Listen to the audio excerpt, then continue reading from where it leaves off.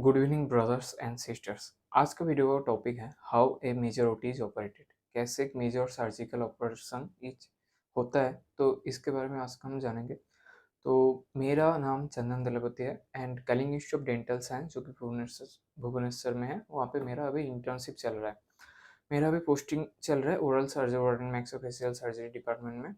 तो यहाँ पे हमारा डेंटल कॉलेज, हमारा किम्स मतलब Kalinga institute of medical science, वहाँ पे ईएनटी वार्ड है। और वहाँ पे जो मैक्सिमम पेशेंट आते हैं, रोड ट्रैफिक एक्सीडेंट का पेशेंट बहुत ज़्यादा आता है। और रोड ट्रैफिक एक्सीडेंट में क्या होता है, मैक्सिमम रोड ट्रैफिक एक्सीडेंट में बाइक एक्सीडेंट का केस आता है, जहाँ पे विदाउट हेलमेट राइड करने की वजह से, स्किड करने की वजह से, एक्सीडेंट होने की वजह से मैंडिबल का symphysis region, parasymphysis region, angle of the mandible, ठीक है, रेमस रीजियन, कॉन्डाइलर रीजियन, ये सब बहुत सारा फ्रैक्चर होता है। तो ये सब फ्रैक्चर ट्रीटमेंट करने के लिए, सब कुछ ठीक ठाक करने के लिए प्लेट लगाया जाता है। मैक्सिमम हमारा डेंटल ओरल मैक्सिलोफेशियल सर्जन जो प्रोफेसर्स फैकल्टीज है, तो ईएनटी के साथ कोलैब करके ये सब प्लेटिंग का जो ऑपरेशन है मेजोरिटी में होता है। इसके अलावा भी कोई भी अगर बड़ा बड़ा ट्यूमर हो, सिस्ट हो, ठीक है, कोई कैंसरस का कुछ लेशंस का अगर वो सब ट्रीटमेंट हो, वो मेजर ओटी में परफॉर्म किया जाता है। ओटी मतलब ऑपरेशन थिएटर। और ये भी दो टाइप्स का होता है, एक माइनर ओटी, एक मेजर ओटी। मेजर ओटी उसको बोलते हैं जहाँ पे एकदम अच्छे से ऑर्गेनाइज करके जनरल एनेस्थीसिया दे के 3-4 घंटे के ये सब मेजर ओटी ये सब होता है। तो एक मेजर ओटी कैसे पूरा स्टार्ट से लेके ख़त्म तक एक पेशेंट का क्या क्या स्टेप्स से जाना पड़ता है, क्या क्या स्टेप्स होता है, इस वीडियो में एकदम ब्रीफली क्या क्या पॉइंट वाइज एकदम अच्छे से जान जाएंगे। और इस वीडियो से आपको एकदम अच्छे से समझ में आ जाएगा कैसे एक मेजर ओटी प्रोसीड्योर होता है स्टेप बाय स्टेप। देखिए, मैक्सिमम जो मेजॉरिटी प्रोसीजर होता है, पेशेंट जो आता है वो कि इमरजेंसी में पहले हॉस्पिटल में आता है। कोई भी रोड ट्रैफिक एक्सीडेंट समझ लो, कोई भी बाइक एक्सीडेंट, एक्सीडेंटल केस होने के बाद वो हॉस्पिटल में आता है इमरजेंसी में। या नॉर्मल जो जिसका ट्यूमर है या कुछ भी लेसन्स है बड़ा सारा जिसका ओटी होगा, वो नॉर्मल ओपीडी में आता है। आउट पेशेंट डिपार्टमेंट जो ओपीडी रहता है हर एक हॉस्पिटल पे, वहाँ पे दिखाता है। दिखाने के बाद इमरजेंसी क्या बोलता हूँ, वो ठीक-ठाक इमरजेंसी का जो ट्रीटमेंट ज़रूरत होता है, पेशेंट को ठीक-ठाक सेफ रखने के लिए, वो सब ट्रीटमेंट हो जाने के बाद वो एडमिट होता है उस हॉस्पिटल में। हो सकता है वार्ड में एडमिट हो या हो सकता है केबिन में एडमिट हो। वार्ड मतलब एक जगह जहाँ पे बहुत सारा पेशेंट एक नॉर्मल लो प्राइस के अंदर एक जगह नॉर्मल रहते हैं कोई भी एक डिपार्टमेंट के अंदर। केबिन मतलब एक पर्सनल रूम खुद का होगा। और केबिन भी 2 टाइप का होता है, एक शेयरिंग केबिन जहाँ पे 3-4 लोग एक साथ रह सकते हैं, 2 लोग रह सकते हैं, और एक पर्सनल केबिन खुद का एक केबिन। यहाँ पे एडमिट होने के बाद आपको ऑपरेशन प्लानिंग होने के पहले ये सब पोस्ट ऑपरेटिव रेस्ट के लिए आपको वार्ड में या केबिन में रखा जाता है। तो केबिन में रहने के टाइम कुछ-कुछ चीज़ आपको दिया जाता है, प्री मेडिकेशंस, मतलब एनेस्थीसिया करने के पहले, जनरल एनेस्थीसिया पूरा एनेस्थीसिया होने के पहले कुछ-कुछ मेडिसिन्स दिया जाता है, like anti anxiety drugs, anti vomiting drugs, anti emetic drugs, anti cholinergic drugs, ये सब ड्रग्स दिया जाता है। वेरियस टाइप्स ऑफ टेस्ट के लिए आपको भेजा जाता है, blood test, sugar test, HbA1c से लेके यूरिया, क्रिएटिनिन, लिवर, बहुत सारा टेस्ट के लिए आपको भेजा जाता है। उसके साथ रेडियोलॉजी, ठीक है? आपका सेप lateral, OPG, आईओपीएस, CT scan, MRI, CBCT, ये सब का बहुत सारा कॉस्ट पड़ता है। और इसका कौन-सा क्या ट्रीटमेंट होगा, उसके बेसिस पे ये सब वेरियस टेस्ट के लिए मेनली सेंसिटिविटी टेस्ट भी एक किया जाता है ऑपरेशन मेजॉरिटी ऑपरेशन थिएटर के पहले। रेडियोलॉजिकल टेस्ट किया जाता है। उसके बाद जो पीजीज़ लोग हैं, वो लोग राउंड्स में आते हैं। राउंड्स में आके चेक करते हैं ठीक-ठाक उसका हो रहा है कि नहीं, सब टेस्ट में ठीक-ठाक आ रहा है कि नहीं रिपोर्ट्स। अने मेनली जो राउंड्स होता है 2 टू 3 टाइम्स होता है। सुबह एक बार होता है, दोपहर को एक बार होता है, रात को होता है। तो ये 2 टू 3 राउंड्स मतलब हर एक राउंड्स में आके जो-जो पेशेंट एडमिट हुआ है प्री ऑपरेटिव ऑपरेशन के पहले या तो ऑपरेशन के बाद उस पेशेंट का क्या कंडीशन है, हर दिन आके उसको देखना है, लिखना है ठीक-ठाक वो कॉन्शियस है कि ओरिएंटेड है कि कितना प्रोग्रेस हुआ। प्रोग्रेस शीट एक दिया जाता है, वहाँ पे उसको लिखना पड़ता है क्या हो रहा है कि नहीं। इसके बाद जब उसका जो मेजर सर्जिकल प्रोसीजर होगा उसके पहले क्या सर्जिकल प्रोसीजर होगा वो लिस्ट आउट किया जाता है। लिस्ट आउट के बाद उसको बिलिंग के लिए भेजा जाता है। कोई भी मैक्सिमम जो रोड ट्रैफिक एक्सीडेंट का अगर प्लेट लगाया जाता है मैंडिबल में या कोई भी मैक्सिमम जो मिनिमम मिनिमम आपको 15 टू 30,000 पर एक प्लेट के लिए लगता है। कोई भी अगर हॉस्पिटल में आ रहे हो इमरजेंसी प्रोसीजर में, टोटल कितना कॉस्ट होता है, कितना रिपोर्ट्स मिला के, रेडियोलॉजी मिला के, हर एक डिपार्टमेंट में फिर ये सब मिला के खत्म होने तक हॉस्पिटल का बेड चार्ज सब मिला के, फूडिंग मिला के, सब कुछ मिला के ऑलमोस्ट 1 टू 2 लाख तो बेसिक मिनिमम जाता है कोई भी बाइक एक्सीडेंट होता है। तो इसका एक अच्छे से वीडियो बना के बाद में अपलोड करूँगा। The real cost of a bike accident, कितना कॉस्ट खर्चा होता है, फैमिली कितना टाइम दे रहा है, उस टाइम में फैमिली क्या कर सकते थे, कितना हो सकता था, इस सब के अलग से एक वीडियो बनाऊँगा। तो ऑपरेशन के पहले ये सब बिलिंग किया जाता है, उसके बाद फंड रेज़ किया जाता है, पेशेंट कैसे पेमेंट करेंगे, कार्ड से पेमेंट करेंगे या इंश्योरेंस कंपनी से ऑनलाइन कैश से पेमेंट करेंगे, ये सब हो जाने के बाद ओटी एक क्लियरेंस कॉल भेजा जाता है, मतलब प्री एनेस्थेटिक क्लियरेंस कॉल। ये मेजर ओटी का बहुत ही एक इम्पोर्टेंट स्टेप्स है, जो कि जितना कुछ रिपोर्ट्स है, रेडियोलॉजी है, टेस्ट है, सब एक रिपोर्ट्स मिला के पेशेंट को लेके एक एनास्थेसियोलॉजी डिपार्टमेंट में जहाँ पे होता है वहाँ पे भेजना पड़ता है। प्री एनास्थेटिक क्लियरेंस मतलब पेशेंट को जो मेजर सर्जिकल प्रोसीड्यूर होगा उसके लिए जनरल एनास्थेसिया करना पड़ेगा, मतलब पूरा बेहोश करना पड़ेगा, उसके बाद तो ट्रीटमेंट प्रोसीड्यूर स्टार्ट होगा। उसके लिए पेशेंट का बॉडी कैपेबल है कि नहीं, ये जानने के लिए एनेस्थेसियोलॉजी डिपार्टमेंट का ओपीडी में या डिपार्टमेंट में जो फैकल्टीज रहते हैं, पीजी स्टूडेंट्स रहते हैं, पीएससी कॉल के भी लिए भेजा जाता है। उसका सब पीएससी का एक अलग से फॉर्म आता है, क्या क्या टेस्ट देखते हैं, जो जो लोग पीएससी क्लियरेंस करते हैं, क्या क्या देखने के बाद बोलते हैं ना ये पेशेंट जा सकते हैं ओटी के लिए, और ओटी क्लियर रेंज कॉल दिया जा सकता है, ओटी में ये पेशेंट कैपेबल है मेजर एनास्थेसिया के लिए।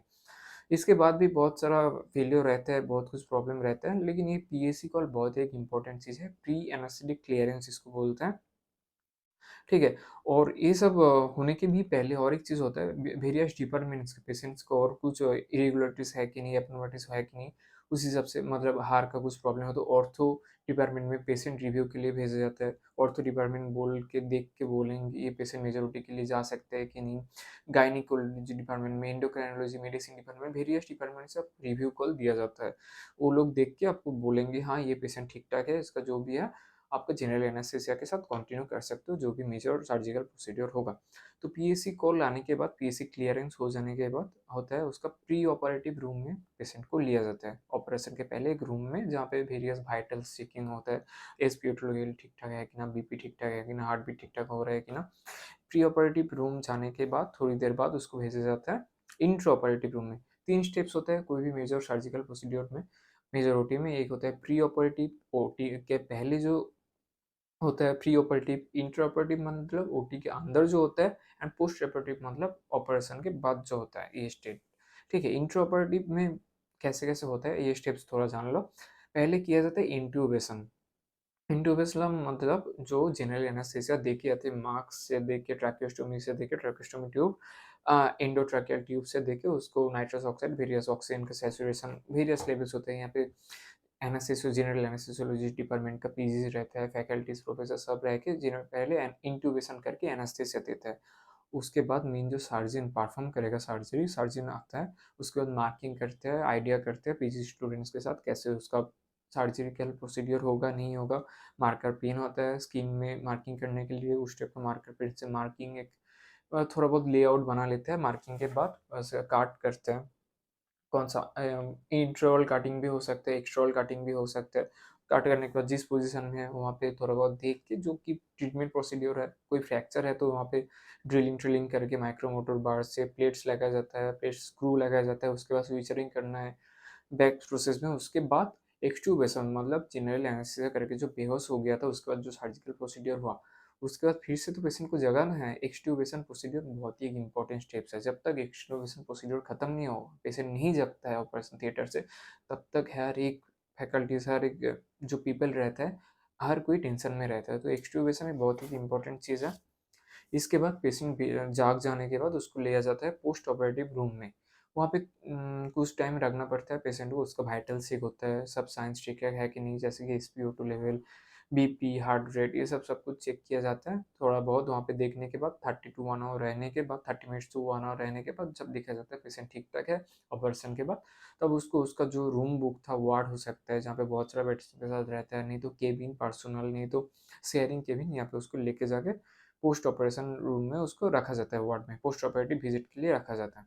ये सब वाइटल्स चेक-इन्स होते हैं, जो जो वाइटल्स मैं बोला। इसके बाद जो पीजीज़ लोग हैं, नहीं तो जो सर्जन है, वो आके पेशेंट को देखता है एंड फ़ॉलो अप देते हैं, मतलब कितना दिन बाद-बाद उसको आना पड़ेगा, दिखाना पड़ेगा। तो कितना दिन में कितना प्रोग्रेस हो रहा है, कितना हीलिंग हो रहा है, कितना काम हो रहा है वो ऑपरेशन थिएटर को, इसके बाद से ऐसे फ़ॉलो अप चलते रहता है। तो यही मेनली ऐसे एक मेजॉरिटी का स्टेप्स होता है। तो मैं एक बाइक एक्सीडेंट के एग्जांपल से बोलना चाहता हूँ। समझो कोई भी एक बाइक चला रहा है विदाउट हेलमेट, एक्सीडेंट हुआ, बाय चांस किट से हो जाने के बाद इमरजेंसी में एडमिट हुआ। इमरजेंसी में बेसिक जो ट्रीटमेंट प्रोवाइड करना, बैंडेज-टैंडेज, गॉस्ट्रोज ये करके थोड़ा बहुत स्विचरिंग-ट्विचरिंग करके उसको होता है, एडमिट होता है। कोई भी एक ईएनटी डिपार्टमेंट में एडमिट हो गया। ईएनटी डिपार्टमेंट हमारा ओरल सर्जरी से ओरल एंड मैक्सिलोफेशियल कॉल आता है। तो यहाँ से पीजीज़ जाके उसको देखता है।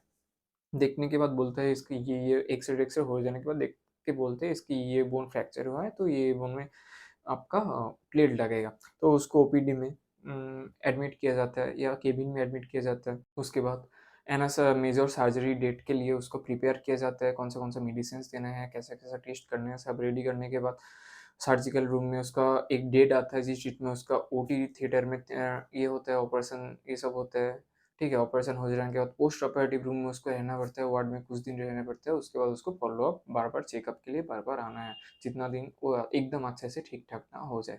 तो यही एक बेसिक लेआउट है कैसे एक major surgical procedure major OT perform होता है। एक्चुअली हम लोग जब ओएस में पोस्टिंग चल रहे हैं तब मेजर ओटी जो होता है हमारा किम्स में, Kalinga institute of medical science में, तो यहाँ पे हम लोग का पोस्टिंग होता है जब जब ओरल एंड मैक्सिलोफेशियल सर्जन का कुछ केस आता है, प्लेट का, कुछ सिस्ट का, ट्यूमर का, तो हम लोग इंटर्न एक करके जाते हैं, देखते हैं कैसे क्या प्रोसीड्योर हो रहा है कि नहीं। बहुत सारा एक एक्सपीरियंस, एक्सपोजर, नॉलेज मिलता है यहाँ से।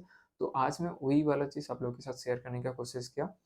तो how a majority is operated. बाकी मुझसे अगर जुड़ सकते हो, कुछ क्वेरी है, कुछ क्वेश्चंस है, किड्स के बारे में जानना चाहते हो, कलिंग इंस्टीट्यूट डेंटल साइंस या किम्स के बारे में जानना चाहते हो, कोई भी अगर डेंटल हेल्थ रिलेटेड कुछ कंसल्टेशन चाहिए, तो मेरा नंबर सेव कर लो 7407464284। नहीं तो डिस्क्रिप्शन बॉक्स में दे सकते हो। सेव करने के व्हाट्सएप में जाओ, मेरे प्रोफाइल चेक करो, कैटलॉग चेक करो, बहुत सारा चीज़ इंपॉर्टेंट जानने को मिलेगा। कोई अगर कंसल्टेशन चाहिए, प्राइवेट टॉक कुछ जानना है, तो वहाँ पे जाके एक लिंक है, वहाँ पे जाके कंसल्टेशन स्लॉट बुक करके मेरे से आराम से बात कर सकते हो। मैं अच्छे से समझाऊँगा कैसे क्या होता है, क्या प्रोसीड्यूर है, क्या नहीं है, सब कुछ एकदम आराम से बोलूँगा। तो आज का वीडियो यहाँ पे खत्म करते हैं, मिलते हैं आपके साथ नेक्स्ट वीडियो।